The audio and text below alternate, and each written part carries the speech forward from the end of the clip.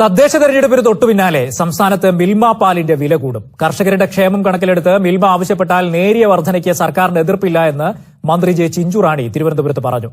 വിലവർധന പഠിക്കാൻ മിൽമ നിയോഗിച്ച വിദഗ്ധ സമിതി ലിറ്ററിന് 6 രൂപ വരെ കൂട്ടാനാണ് ശുപാർശ നൽകിയത്. അങ്ങനെ പാലിലൂടെയും മലയാളിയുടെ പോക്കറ്റ് കാലിയാവും. പല ഘട്ടങ്ങളിൽ പറഞ്ഞുകേട്ട മിൽമ പാൽവില വർധന വൈകാതെ നടപ്പാക്കും. തദ്ദേശ തെരഞ്ഞെടുപ്പ് പൂർത്തിയാകും വരെ നിരക്ക് ഉയരില്ലെന്ന് മലയാളിയെ ആശ്വസിപ്പിച്ച് മന്ത്രി ജെ ചിഞ്ചുറാണി. തെരഞ്ഞെടുപ്പ് വിജ്ഞാപനം വരാൻ 2 ദിവസമൊക്കെ ഉള്ളപ്പോൾ നമുക്ക് ഇപ്പൊ കയറി പാൽവില വർദ്ധിപ്പിക്കുവാൻ പറ്റില്ല. അവരാലോചിച്ച് ഗവൺമെന്റിലും കൂടെ സമർപ്പിച്ചാൽ ഞങ്ങളുടെ കൂടി സമ്മതത്തോടു കൂടി അവരത് കൊണ്ടുവരും. അവരങ്ങനെ നിൽക്കുകയാണ് 3 മേഖലയും. ശകലം കൂട്ടണം എന്ന് പറഞ്ഞാൽ ഓവറായിട്ട് കൂട്ടാൻ പാടില്ല.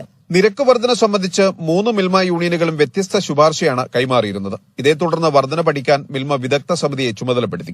സമിതിയുടെ റിപ്പോർട്ട് പ്രകാരം ലിറ്ററിന് 6 രൂപ വരെ കൂട്ടാം. വില കൂട്ടാൻ മന്ത്രി തന്നെ പച്ചക്കൊടി കാണിച്ച സാഹചര്യത്തിൽ മിൽമ വൈകാതെ ശുപാർശ സമർപ്പിക്കും. മന്ത്രിസഭയിൽ അജണ്ടയാക്കി നിരക്ക് വർധനയ്ക്ക് സർക്കാർ അനുമതി നൽകും.